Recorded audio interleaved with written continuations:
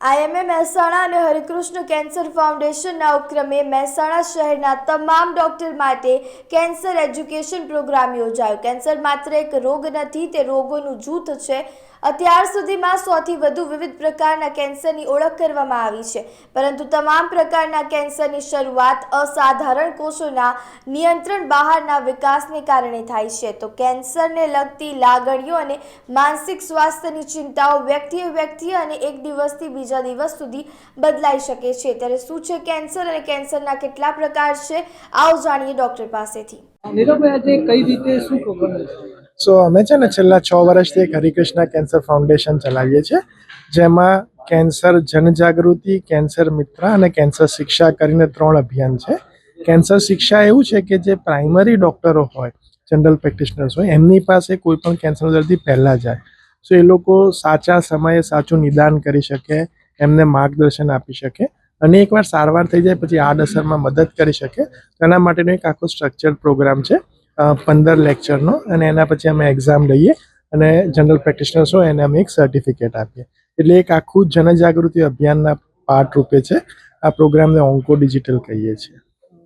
આજે આશરે મહેસાણાના તમામ હા, એટલે મહેસાણા જે જનરલ પ્રેક્ટિશનર્સ છે એ બધા લગભગ 100થી વધારે ડૉક્ટર્સોએ અટેન્ડ કર્યું છે અને આઈએમએ, બીએચએમએસ અને બીએમએસ ત્રણેય જે એસોસિએશન છે એ બધાએ ખૂબ ઉત્સાહથી અને સારો સપોર્ટ કરી અને મોટી માત્રામાં અટેન્ડ કરી છે। આજે જે આરો પ્રોગ્રામ મહેસાણામાં યોજવામાં આવ્યો છે, આની પહેલા કોઈ જગ્યા ઉપર આવ્યું છે? ના, આ અમારું આઈએમએ ગુજરાત છે અને આઈઆઈપીએચ ગાંધીનગર છે, એ લોકોની સાથેનો સંયુક્ત પ્રોગ્રામ છે ને આ અમારો પહેલો પ્રોગ્રામ છે।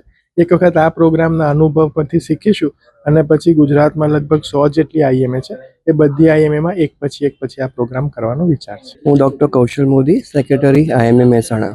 સાહેબ, આજે કઈ રીતે શું કાર્યક્રમ યોજવામાં આવ્યો? આજે મહેસાણામાં જેટલા જનરલ પ્રેક્ટિશનર્સ છે એ લોકોને અહીંયા ઇન્વાઇટ કરવામાં આવેલા છે અને આઈએમએ મહેસાણા અને હરિકૃષ્ણ કેન્સર ફાઉન્ડેશન દ્વારા એમને કેન્સર જાગૃતિનો એક કાર્યક્રમ યોજવામાં આવેલો હતો, જેમાં લગભગ 100 જેટલા જનરલ પ્રેક્ટિશનરોએ અટેન્ડ કરીને એજ્યુકેશનનો લાભ લીધો હતો। સાહેબ, આનો આ કાર્યક્રમનો મુખ્ય હેતુ શું?